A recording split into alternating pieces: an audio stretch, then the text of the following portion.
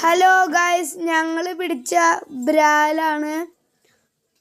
വറുത്തും ചെയ്തു, കറി വെച്ചും ചെയ്തു. ഒരെണ്ണത്തിനെയാണ് വറുത്തത്, കറി വെച്ചും ചെയ്തതും. കറി വെച്ചത് കാണിക്കമ്മ.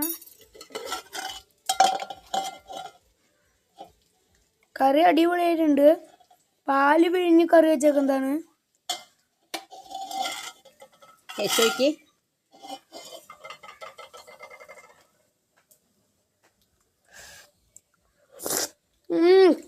അടിപൊളി.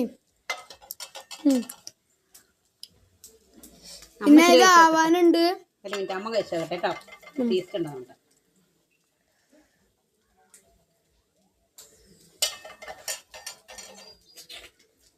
സൂപ്പർ.